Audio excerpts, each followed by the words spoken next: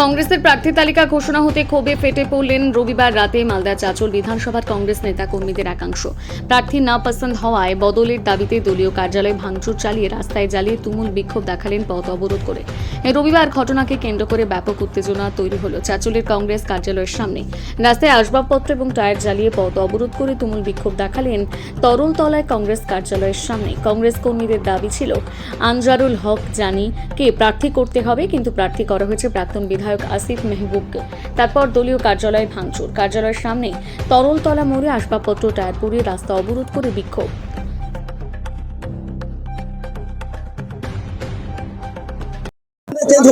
বিধানসভা প্রার্থী চেঞ্জ করার দায়িত্ব আমাদের নিতে হবে, আমাদের এটাই দাবি।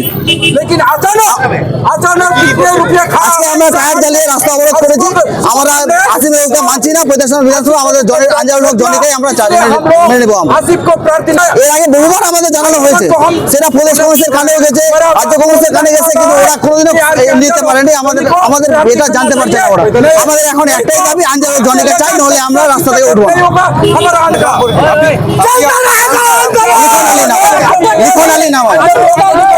ব্যাপারটা হচ্ছে, আজকে প্রার্থী ঘোষণা হলো কংগ্রেসের।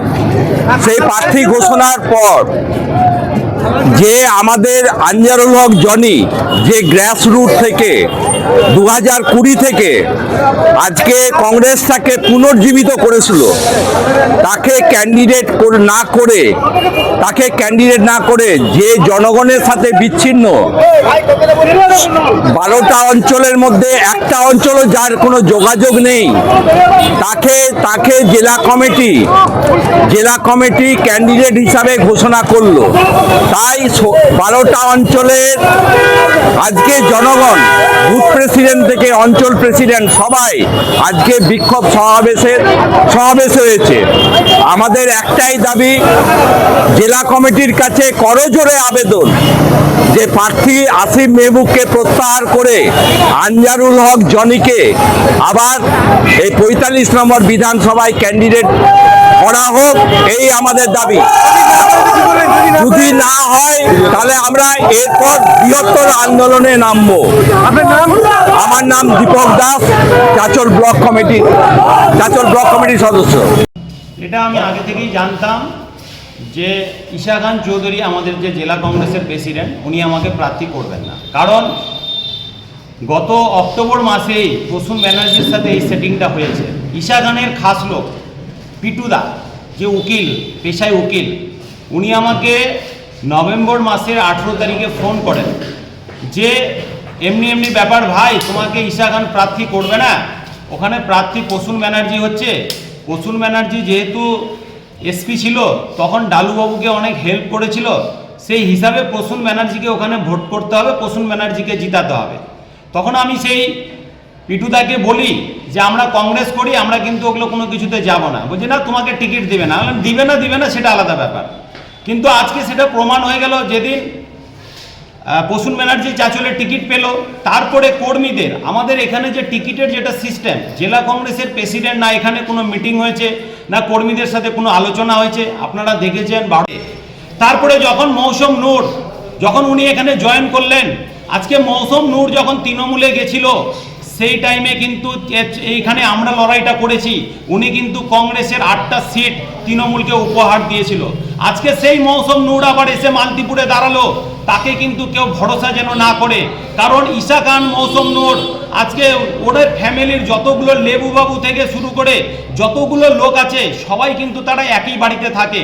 এবং এই গনি খানের নামে, গনি খান সত্যিই ভালো মানুষ ছিলেন, এবং উনি যেভাবে আমাদের মালদাটাকে গুছিয়েছিলেন, ইনাদের মধ্যে সেই কোনো প্রতিভা নেই। এরা কংগ্রেসের সেই গনি খানের নাম করে এরা দালালিটা দিনের পর দিন করে যাচ্ছে। আজকে আপনি দেখেন কালিয়াচকে যেখানে আপনার আজিজুরদার মতো লোক, যারা বহু বছর ধরে কংগ্রেসটা করে এসেছে, আজকে আজিজুরদাকে টিকিট দেয়নি। একজন তৃণমূল বিজেপি থেকে আসা মহিলা মামনিকে, তাকে আজকে টিকিট দিল। আজকে আপনি দেখেন যারা যেখানে জিততে পারবে না, আজকে মৌসুম নূরকে এনে আজকে মালতীপুরে টিকিট দেওয়া হয়েছে, এই মৌসুম নূরকে যেন মানুষ একটাও ভোট না দেয়, কারণ এরা হচ্ছে কালনাগ, আবার আজকে জিতে কালকে চলে যাবে। মৌসুম নূর এসেছে ঈশার পাশে শুধুমাত্র গোটা গোটাপ কেস করার জন্য, গোটা ডিস্ট্রিক্টটাকে ধ্বংস করার জন্য। আমি ওপেন চ্যালেঞ্জ করে বলছি, একটা সিটও জিততে পারবে না। আজকে রতুয়ার বুকে আপনি দেখেন পরিতোষ দা, নিমাই দা, হীরাদা, তারা প্রত্যেকটি আজকে রতুয়াতে তারা ক্যান্ডিডেট 5.5 বছর কাজ করে গেছে, দিনের পর দিন খরচা করে গেছে। আজকে পয়সার বিনিময়ে মোত্তাকিন আলম এখানে টিকিট পেয়েছে। মোত্তাকিন আলমের কত বড় আকার, সে কত বড় লিডার। উনি তো মানিকচকের এমএলএ ছিলেন, কেন আজকে মানিকচকে উনি দাঁড়ালেন না? কিন্তু মানিকচকে না দাঁড়িয়ে উনি আজকে কোথায় এসে দাঁড়ালেন? রতুয়াতে। রতুয়ার মানুষ তাকে যোগ্য জবাব দিবে। এবং মোস্তাকিন আলম, তার প্রিভিয়াস রেকর্ড বলি, সে একটা বুথের কর্মচারী ছিল, একটা বুথ চালাতো, আজকে কোটি কোটি টাকার মালিক ঈশা খানের সাথে ধরে। কোথাকার টাকা? এই গনি খানের পিছনে যে নাম, গনি খানের নাম করে এরা যে মালদা ডিস্ট্রিক্টে কংগ্রেসটাকে নিয়ে খেলছে, তার খেলার জবাব আমরা দিব। আজকে যে টিকিট ওনারা ডিক্লেয়ার করেছেন, আমি ঈশা খানকে এখানে চাচলে আসার জন্য কংগ্রেস কর্মীরা আমরা জানাচ্ছি যে আপনার যদি দম থাকে তাহলে চাচলে আপনি আসিফের নমিনেশনে এসে দেখাবেন, সেদিন আপনাকে আমরা জেলা কংগ্রেসের প্রেসিডেন্ট মেনে নিব। কর্মীরা আপনাকে ছেড়ে কথা বলবে না। প্রসূন ব্যানার্জির সাথে আপনি অক্টোবর মাসে সেটিং কর্মীরা জবাব দিবে, কংগ্রেসের প্রত্যেকটা মানুষ আপনাকে জবাব দিবে, কারণ আপনি গনি খানের নাম করে আর বেশি দিন মালদা ডিস্ট্রিক্টকে বিক্রি করতে পারেন না। আর আপনি দেখবেন হরিশ্চন্দ্রপুর, চাচল, মালতীপুর যতগুলো সিট আছে প্রত্যেকটা সিটে কংগ্রেস হারবে, কারণ যোগ্যতম প্রার্থী কংগ্রেসের দিতে পারেনি। পয়সার খেলা হয়েছে, এটা পয়সার বিনিময়ে। যেটা আমরা শুনতাম যে তৃণমূলের শুধু পয়সার খেলা হয়, সেই জন্য আমরা কংগ্রেসটাকে কোনোদিনও ছেড়ে যাইনি। কংগ্রেস একটা এমন দল যেখানে পয়সার খেলা হয় না, কিন্তু আজকে প্রমাণ হয়ে গেল। ঈশা খান চৌধুরী আর মৌসুম নূর মিলে প্রমাণ করে দিল যে না, কংগ্রেসও পয়সার খেলা হয় এবং এই পয়সার দ্বারাই তারা চলে, সারা বছর এই পয়সাতেই তারা চলে। আপনি কি দাদা নির্দলে লড়াই করবেন? কর্মীরা আপনাকে চাইছে। কর্মীরা যেটা বলবে আমি সেটাই করব। আমার নিজের পার্সোনাল কোনো মতামত নেই, আমি নির্দল হতে দাঁড়াবো। আমরা কংগ্রেস ছাড়ছি না, আমাদের পার্টি অফিসও এটা থাকবে, আমরা এখানেই থাকব। আমি জেলার সেক্রেটারি পদে আছি, ঈশা খান চৌধুরী খুব জোর আমাকে সেক্রেটারি থেকে বহিষ্কার করবে, কোনো যায় আসে না। কিন্তু ঈশা খান চৌধুরী এবং ঈশা খান চৌধুরীর টিমকে আমি ওপেন চ্যালেঞ্জ করছি, ক্ষমতা থাকলে চাচল পার্টি অফিসে ঢুকে দেখা।